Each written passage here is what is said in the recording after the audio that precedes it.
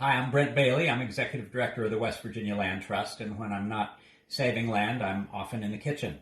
And Jessica has asked me to show you one of my favorite easy recipes for doing a homemade no-knead bread. A lot of people are out there baking, and this has to be one of the simplest things you could ever do to have a great loaf of bread to put out for dinner. Here's what you have to think about. You have to plan on getting started about 24 hours before you're going to eat the bread. This is a slow rise. It's a yeasted bread. Doesn't require much extra equipment or any special ingredients, but you do have to let time work for you. The actual time you spend manipulating the dough or working on it or moving it from one vessel to another is pretty small. So I'll show you first the things you need to plan for in order to have the recipe, and then we'll do the first step right now, which is to mix up the dough. So there are 4 ingredients. There's water, there's salt, there's yeast, and there's flour. That's all it takes. Really simple. Once we've mixed it up, then we're going to let it rise 12 to 18 hours, and when we get back toward the final phase, then you're going to need a piece of parchment paper with spray oil. You're going to need plastic wrap.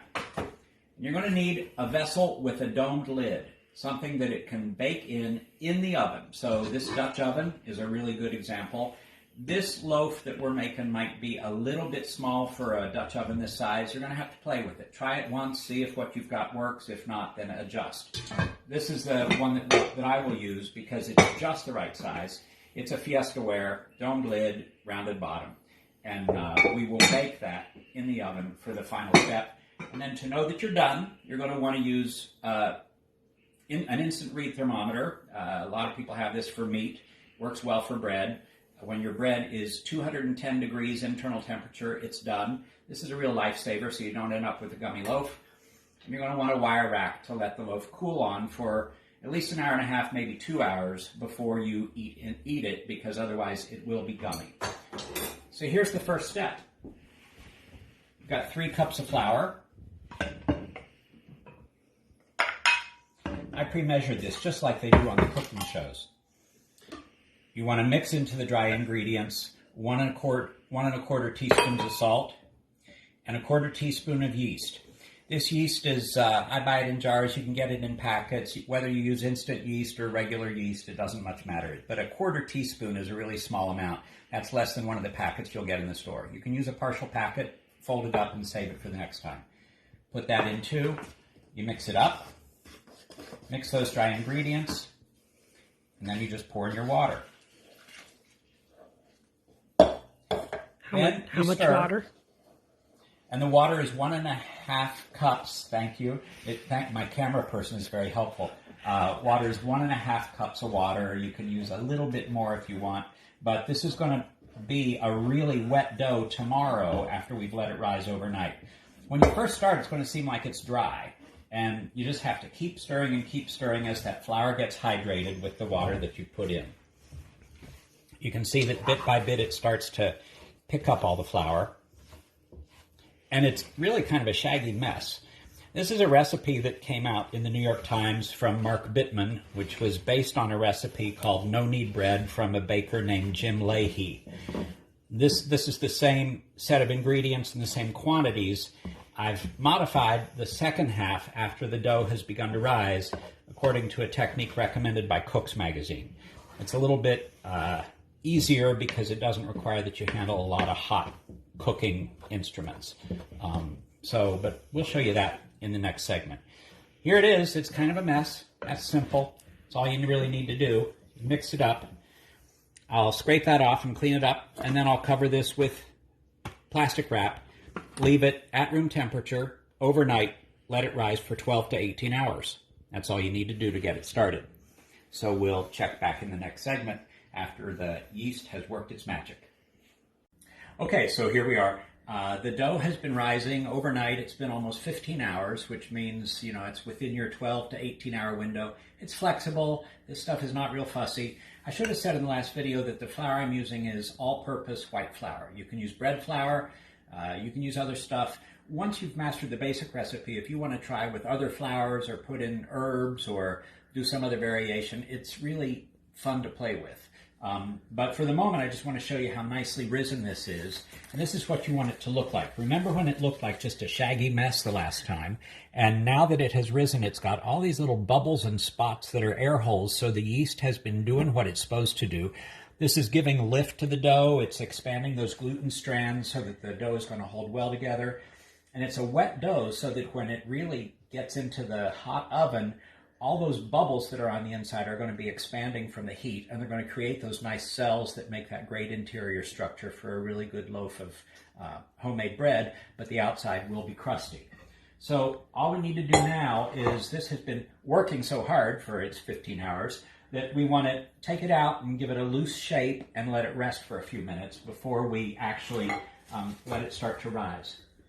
So we just sprinkle some flour out here, and you'll see that it's really stringy. When I start to pull it out, you want to make sure that your hands are well floured, otherwise it'll stick all over you. But it's really stretchy, and this is great, and it's a much wetter dough than what many other bread doughs are, and that's why you let it rise and bake in these lidded bowls. So you get out as much as you can. Then with that there, you're just going to fold it over on itself 2 or 3 times. You want to sort of give it the suggestion of rounding into a loaf. This is going to be your initial pass at getting it shaped. That's about all you need to do. But again, because it's been working hard, it's going to need to rest. But you can see how it's still jiggly. I didn't like make it a really tight bowl, this tight ball. It's just a little bit wobbly. I like to make sure it's got a little bit of flour over the top too, so it doesn't stick too much to the plastic wrap that's on top. I cover it up with plastic wrap. And we're going to let it chill. Not chill literally. We're going to let it relax and rest for about 15 minutes. It'll start to do its rise again. And then in the next step, which you'll see, we're going to move it into the bowl that it'll bake in, and it's going to go into an oven that I call a preheated oven. That oven is not at full heat. When I say preheated, I just turn the oven on for a couple minutes to let it get slightly warm, and then I turn the oven off, because I just want a slightly warm oven, and the dough will rise in there for another 1.5 or 2 hours. That's in the next step. So when I say preheat, that doesn't mean you heat it up and leave the heat on.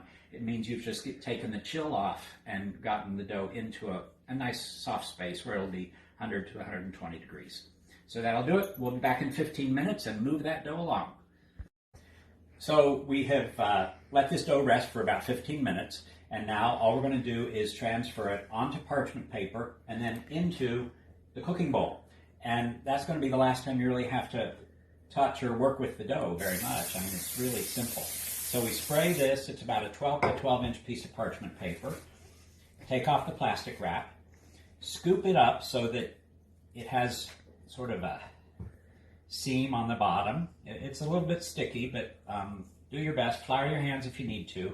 And then put that seam side down right onto the parchment paper. Here's the great beauty of this thing.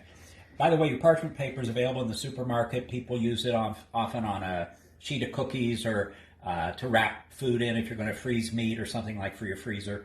But this is really great for this too. And you just, in the same section where you find the saran wrap or the plastic wrap with the aluminum foil. And then you've got this here, and lower it down into there. Trim off the edges.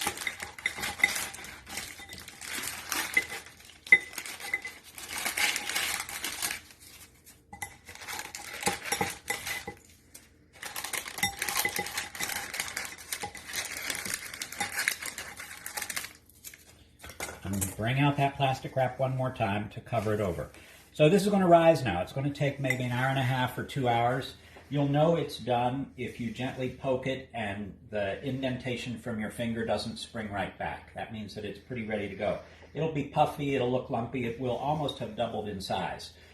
I preheated my oven just for a few minutes, not to a really hot temperature. It has to be really less than 150 degrees, which is probably lower than the minimum temperature on your oven. Sometimes you can also put a pan in the oven beside this and fill it with boiling water, and the steam from that will create enough heat just to warm it up above room temperature so that you're looking at 100 to 125, 130 degrees. So I preheated my oven. I'm going to put it in there and just leave it, and we'll be back in an hour and a half or 2 hours and turn it on to bake. Okay, so it's been an hour and a half, and I just took a peek, and the bread is really about ready to rise. So let me bring it over. I don't mean rise, it rose. It's ready to bake. So take a look at this. This is always really fun. So you can see right there that it's really bigger than it was. You see it's a little bit jiggly. That's all good. This is one of the reasons that we wanted to flour it before we put the plastic wrap over it to let it rise, is because it can get a little bit sticky. I did flour it, but flouring a bit more wouldn't have been a bad idea. It's still okay, even if as you pull this back it pulls a little bit or like that. Yikes. It won't ruin it. It'll be okay. But now, before baking it, you should sprinkle the top with flour, because it may stick to the lid, and that's one of the risks I run with this pot is it's just a little bit too small maybe for this recipe. Regardless, it tastes really delicious, even if at the end it tears or I have to really wrestle it out and tear the crust a little bit. I'm using here a mix of rice flour and white flour because rice flour is a little bit less sticky and it's better for keeping surfaces separate, but you can use plain all-purpose flour. That's pretty good too. I'm also going to do a little bit of a edging around this is just olive oil. Just again to keep the dough from sticking, because it may rise up even more once I get it into the oven. And if it does, I want to be able to lift off the lid as easily as possible. So I took off the plastic wrap, going to put this on, and here's the great thing. You just put it in a cold oven, turn the oven on to 425, and you let it bake for 30 minutes. In the original recipe, you were supposed to heat up this casserole to 425 and then bring it out, and you're holding a hot pot and dump the dough into it, and it makes a terrible mess and you risk burning yourself. So this is something that was in Cook's Magazine, and I really like this approach. The final crust maybe is not quite as crackly and crusty as the original recipe, but it's a lot safer and just a lot easier to do. So on goes the lid, into the oven. It's a cold oven. Turn it on to 425. Set the timer for 30 minutes. And we're good to go. All right, we should be coming down to the wire here on the first half of the bake. There it is. Normally, I just take the lid off, but I'm going to pull this out so that you can see it better. I really don't like to reach into the hot oven and pull out this, but... Whoops. Moment of truth.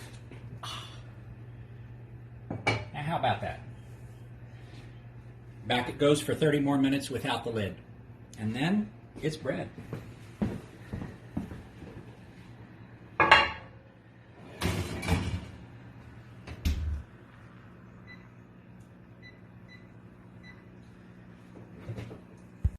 Okay, so doesn't hurt to check the bread a few minutes early, and I use this instant read thermometer, looking for 210. I could probably go with 205 if it's close enough, but this is the very tail end, and that thing gets poked down in. It's a nice crust, and it's going up there. Oh, that's rising fast. It's going to be in good shape.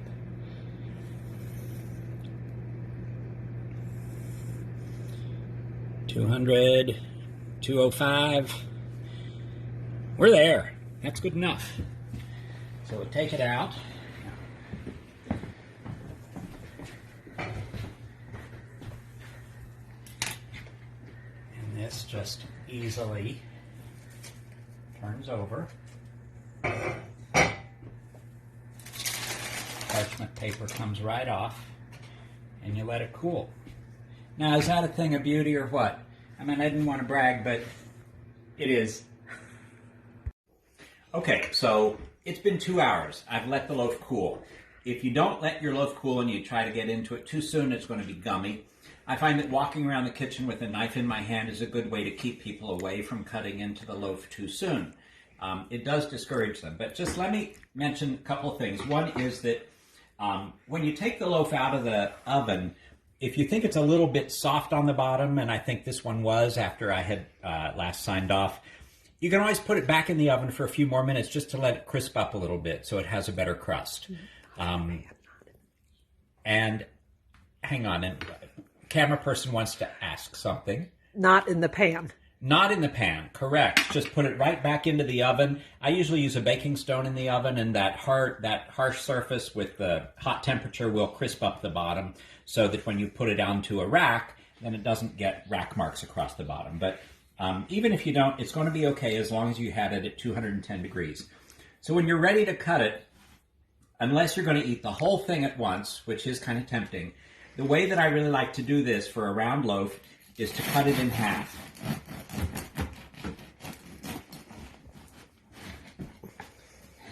Let's see what it looks like on the inside. You see, it's got all these nice air holes. I know it seems really funny to value a loaf of bread for the air that's in it instead of the dough that's in it, but this makes it for really nice eating. And here's what's key. When you're going to cut into it then, once you've cut it in half, put half down. That keeps this half safe. You can leave this for a couple days without it getting moldy. You want to avoid putting it in a plastic bag if you can. And when you have this loaf, this half, ready to go, then you start cutting it in the opposite direction, and you just create slices like that. Serves really easily, cuts really easily, and people will be coming back for more. So I hope you've enjoyed that. If you've got questions, you can send me an email, brent@wblandtrust.org, and bon appetit. Thanks.